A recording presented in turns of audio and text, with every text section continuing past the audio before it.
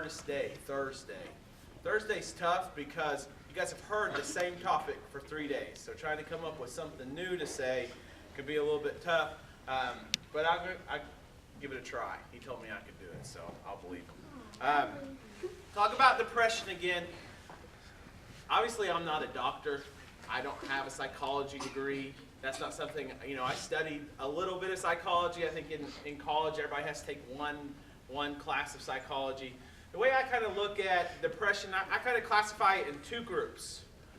One would be clinical depression. Okay? Clinical depression is a type of depression where you have been probably seeing a doctor. You've been diagnosed with it. It's something that you might have a chemical imbalance or something like that. It usually requires doctor's care and a lot of times medication. You got to have medication with a clinical depression. That depression is hard to understand. I think for most of us that haven't ever been through depression like that, it's hard for you and I to understand why somebody can't get out of bed, why somebody can't go to work, why somebody can't do other things like that. Unless you've ever been in that person's place or dealt with those things, it's hard for us to understand those issues. The kind of depression, though, I want to talk about today is what we would call situational depression. And this happens to most of us at some time. And this is usually brought on by something that's happened in our life. Something like the death of a loved one or close friend, a divorce, whether it be your parents going through a divorce at your age, or when you get older and maybe if you go through a divorce. Money problems brings on this a lot of times. You'll see this a lot. A lot of times right now with the economy being so bad, you'll see this situational depression going on right now. Anything that goes on negative in your life can cause this type of depression. Most of the time, though, this type of depression is short-lived. It's not something you're going to deal with the rest of your life. You're going to deal with it, time will vary depending on what happened and how you deal with it. But most of the time it's short-lived. But how do we get out of this? How do we pull ourselves out of this so that it doesn't become something long? Well, I went online, looked, and see what the experts say how you pull yourself out of this. And they named several things, which are good things. They named exercise. A lot of people exercise. That helps depression. I believe that. If I'm stressed out, if my kids are bothering me, which they do on a regular basis, I like to run, and that's a stress reliever for me. That helps to relieve stress. Diet, what you eat, can definitely affect your mood. If you're eating junk all the time, you're going to feel pretty rotten, and it can affect your mood. It definitely can. Medication, okay, that's something you can do. We talked about that a minute ago. That's something that most of us would probably like to avoid, but at times, doctors may prescribe medication for depression. What the experts didn't say online, and I'm sure if you went to a Christian counselor, they would add a lot more. And so that's what the three things I want to talk to you today about are things that we can do as Christians that may help us to pull out of this depression. One is prayer. Okay, I think going to God in prayer, asking for help is something that we can continue to do. 1 Thessalonians 5:17 says that we should pray without ceasing. Psalms 107:28-30 says, "Then they cried to the Lord in their trouble, and he delivered them from their distress. He made the storm be still, and the waves of the sea were hushed. Then they were glad that the waters were quiet, and he brought them to their desired haven." Sometimes what we're going through in life feels like a storm. We go through these different storms in our lives. I think if we pray to God, he can help still those waters and make those waters calm again. All we have to do, it talks about in Matthew, all we have to do is ask and we shall receive. We just have to go to God in prayer. So that's one thing we can do. Another thing we can do is be careful who you surround yourself with. Amen. If you surround yourself around negative people, your outlook will start to fade. You'll start to have that negative outlook. I don't know about you, but I struggle being around negative people sometimes. I enjoy much more being around people who are positive and look for the bright side of things. So look who you surround yourself around. Those friends that you make, think about who they are. Are they going to be there? Is this the type of friend that's going to be there when I go through trouble? That's going to be an important thing. All we have to do is look at the example of Jesus. When Jesus was here on earth, he surrounded himself around people that he thought he could trust. Now, they weren't always there for him. They failed him many a times. And obviously, Judas is probably the greatest example of a friend failing him. But he did surround himself around people that he thought he could trust. And even within that 12, he had an inner circle that he was even closer to that he could trust. So friendship's very important. Friends can help build you up, but they can also help tear you down. So be very careful who you choose from. Look at a couple verses here. John 15, verse 12 says, "This is my commandment, that you love one another as I have loved you. Greater love has no one than this, that someone lay down their lives for their friends." Think about the friends you have. You know, are they people who you would lay down your life for, or they would lay down their life for you?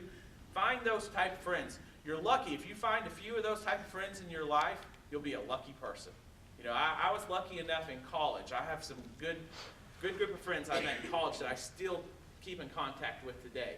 And I was lucky enough to find those guys that I honestly would lay down my life for. And if you can find those friends, you'll be a better person because of that. I love the book of Proverbs. Proverbs has a lot of great things to say. And this is from Proverbs chapter 13, verse 29. "Whoever walks with the wise becomes wise, but the companion of fools will suffer harm."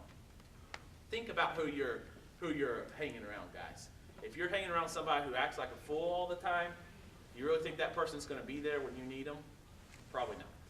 So make sure you're surrounding yourself around. Another proverb from Proverbs 27, verse 17 says, "Iron sharpens iron, and one man sharpens another." Make sure you're around somebody who's making you a better person. Another thing we can do as Christians that a lot of experts won't tell you is stop focusing on you. We have a culture right now that is a me culture.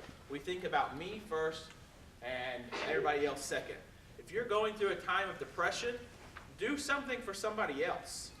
Go find somebody that you can help in some way, whether it be somebody at church. Usually there's an old lady at church that needs help cutting grass or cleaning something out. Or there's a lot of different soup kitchens that, especially around this time of year, that need help serving and things like that. Find some kind of service you can put yourself to. I think if you stop focusing on you and focus on other people, that will help pull you out of that depression too.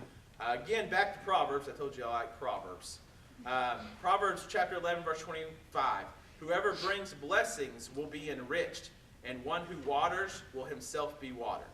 You know, God has promised us that what we give, we'll receive back, and usually even more than what we gave. And that's a great thing of the way God works, to know that when we give, most of the times, if you guys have ever done anything where you actually gave to somebody and sacrificed, typically you get more out of that than the person that you're actually giving to. The last thing I have is be thankful for the trials you're going through. That's hard to do, to think about the trials you're going for and to actually be thankful for them. The trials that you go through will make you a stronger person. If you never have to experience these trials, it will actually stunt your growth as a Christian. These trials will make you stronger. Some of you guys, you know, in my job, I know a lot about most of you. I know your story, I know your things.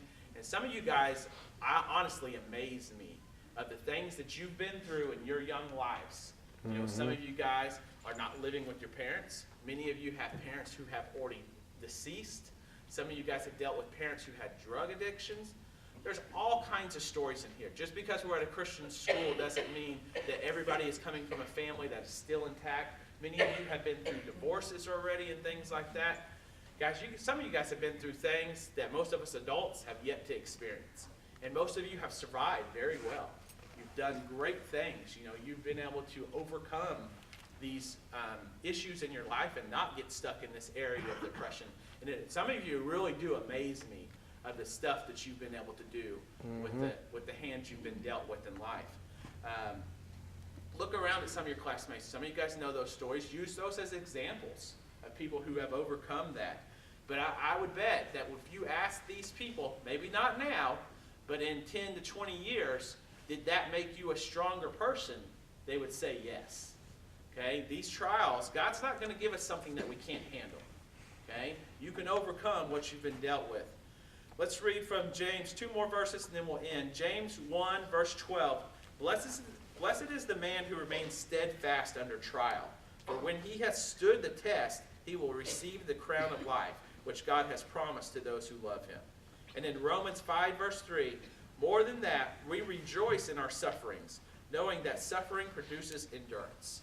These trials that you go through, guys, in life, and you're going to go through them, I guarantee you. If you haven't done it yet, you're going to have trials in your life. They're going to make you a stronger person if you look at God to help you through these. Okay? If you look at God to help you through these will make you a stronger person. So I hope this helps if you go through these trials. Like I said, some of you guys in here really do amaze me of the things that you've been able to accomplish with some of the things you've already had to deal with in life. Let's go ahead and pray, and then we'll have some announcements.